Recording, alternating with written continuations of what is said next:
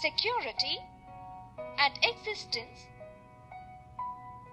banishment of tyranny and slavery,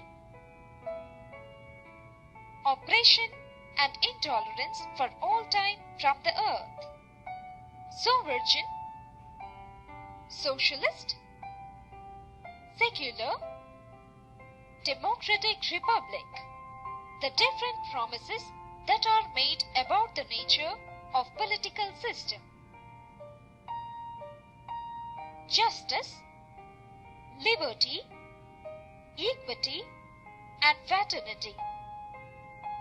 Sovereignty, democracy, civil liberties, fundamental rights, human rights, adult franchise, periodic elections, complete freedom of the press, independent judiciary and rule of law. Sovereign, political mortality, national honor. The preamble of Nepal Constitution refers to the word gender, and the preamble of Japan Constitution reflects the desire for the peace. The promise that are made to the citizens of these two nations, that is, Japan and Nepal, are justice, liberty, equality, fraternity, general welfare, democratic tranquility, etc. Background of Nepal. In 1959, the first elections were held in Nepal. Under a new constitution issued by King Mahinder. However, within a year, the elected government was overturned and substantial power reverted back to the king. The continuous people's struggle for a democratic representative government finally led to elections in 1991. In these elections, the Congress Party of Nepal came to the power with a huge majority. The Communist Party was, however, not satisfied with this system of government in which the monarchy was still had a dominant say. They wanted a complete overhaul of the political system and an obligation of monarchy. The movement transformed itself into an armed conflict between the pro- and anti-monarchy groups. This struggle culminated in 2007 with the abolition of monarchy. Reading debates. The constitution of any country provides a certain basic structure and principles according to which its state would function and future of the nation would be built.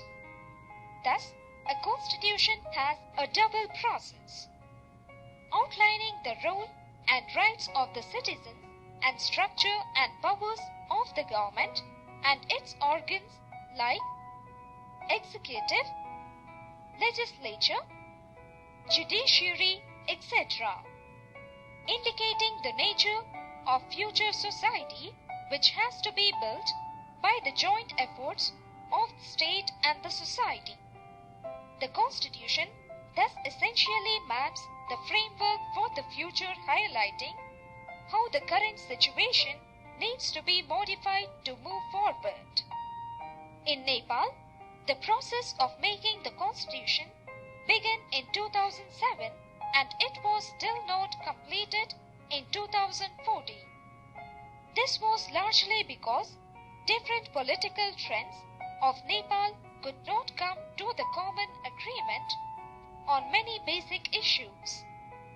The process of making a constitution is thus a process of debate, discussion, ironing out differences and working out a framework acceptable to all conflicting opinions. Let us see how this happened in India. The making of Indian Constitution. The Indian Constitution was drafted by an assembly of elected representatives called the Constituent Assembly.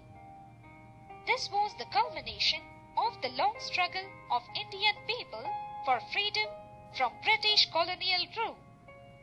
As the British government decided to give freedom to the people of India, a new constitution was needed by which the people of India can rule themselves and also set long-term objectives for themselves.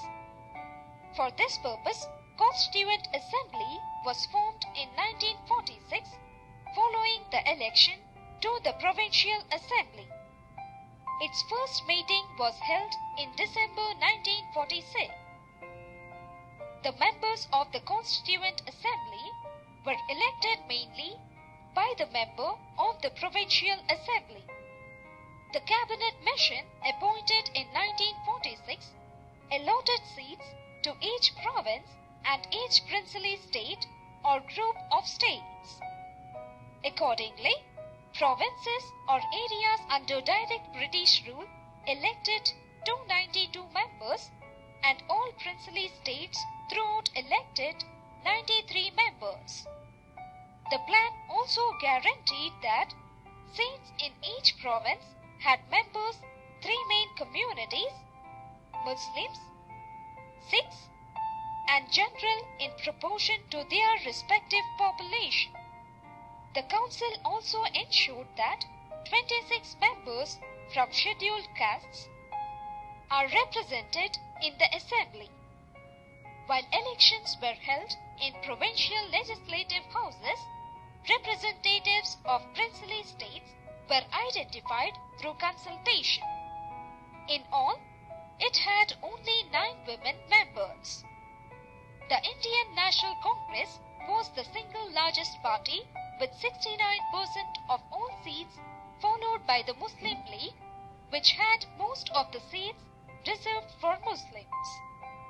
In the beginning, it had members from all parts of British India, and after 14th August 1947, as the country was partitioned between India and Pakistan, the members from Pakistan formed a separate Constituent Assembly for Pakistan.